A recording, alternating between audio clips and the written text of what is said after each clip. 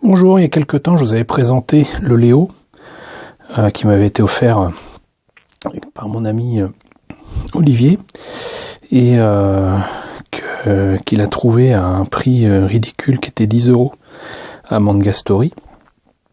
Et j'ai eu l'occasion de le monter en plusieurs fois, mais je l'ai monté quand même lors de démonstrations de montage à différents événements. Et je l'ai terminé, enfin. Non pas qu'il était difficile, mais j'ai moins l'habitude maintenant de présenter des modèles montés et peints. Alors désolé, ça va être un peu rude au niveau du zoom. Voilà. Je pense que ça ira comme ça. Et donc voilà le Léo au 144 monté et presque peint. En fait, je me suis contenté de mettre un petit coup de bombe, un petit coup de peinture sur les pièces en noir, en marron, en vert. J'ai pas osé pour le rouge et j'aurais dû. Et je vais pouvoir vous donner mon impression pour cette maquette. Bah écoutez, pour la grande globalité, je dirais que je suis très satisfait. Il y a quand même quelques défauts. On va commencer par les défauts et finir par les qualités. C'est que certaines pièces tiennent très très mal. Par exemple, au niveau des pieds, cette pièce-là, en fait, tient à presque rien. En fait, il faut la faire tenir sur une espèce de bitouniou qui est ici. Et pardon, si je mets la main devant, vous pouvez pas le voir. Ça tient sur un petit bitouniou, sinon ça tient pas. Et donc, en gros, c'est comme une guêtre sur une chaussure. Et si vous la placez autrement que comme c'est entendu de le faire, d'ailleurs j'ai du mal à la replacer, ça ne tiendra pas. Ça ne tiendra pas et je trouve ça vraiment très dommageable. Parce que bah c'est pour ainsi dire chiant en fait à replacer. Et même replacer, ça ne tient pas. Vous voyez, en fait je peux prétendre que ça tient en mettant le pied. Et il n'y a pas le choix, c'est comme ça. C'est comme ça. Il y a aussi les articulations du buste avec toutes les pièces proposées pour l'articulation. Moi je pensais que ça serait beaucoup plus articulé que ça.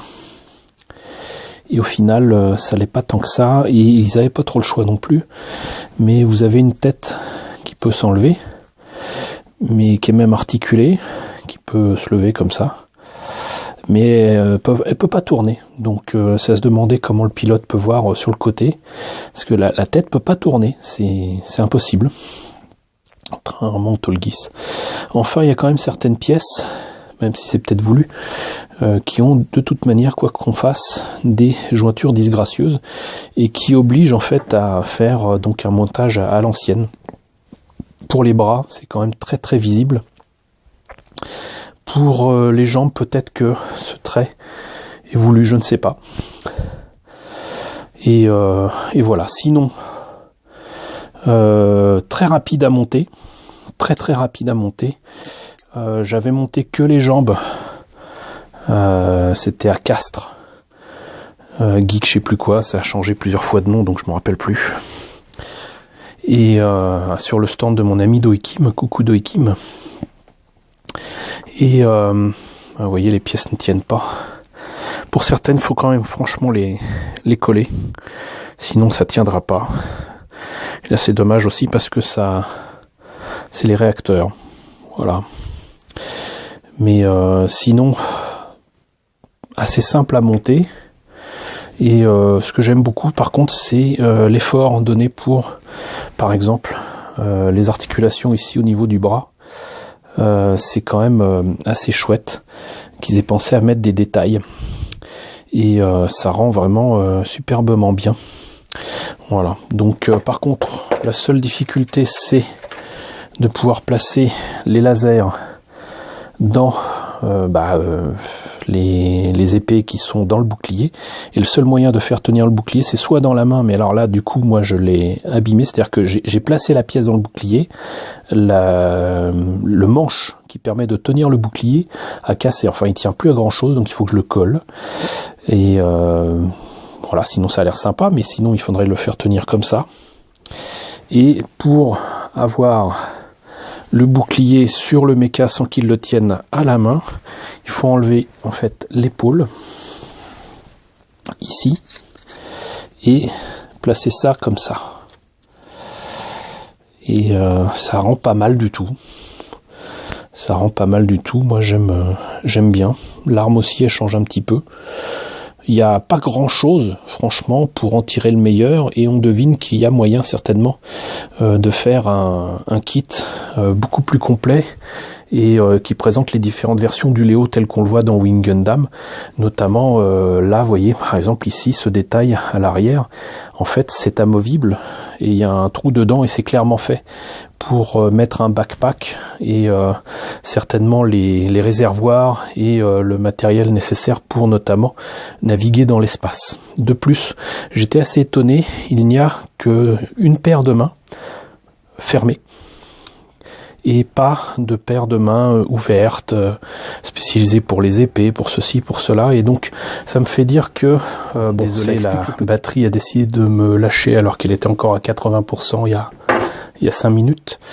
Donc je disais, il y a certainement donc moyen d'en tirer le meilleur, et il y aura certainement de toute façon, vu le petit prix de cette maquette, des kits supplémentaires, voire des versions de Léo différentes, je ne sais pas, mais si Bandai fait bien les choses, il devrait certainement y avoir des kits avec les accessoires manquants, donc des mains supplémentaires, des backpacks supplémentaires, des armes supplémentaires, j'en veux pour preuve que même là, vous avez donc des éléments qui certainement doivent se mettre sur les jambes, et là, ce petit truc là, ça peut s'enlever, donc encore une fois, donc le backpack, ça s'enlève aussi, donc tout est fait pour faire une version du Léo qui est adaptative, qui est évolutive surtout.